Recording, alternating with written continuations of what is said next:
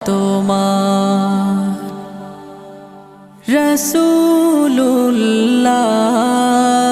রাসূলুল্লাহ কি উপায় হবে আমার রাসূলুল্লাহ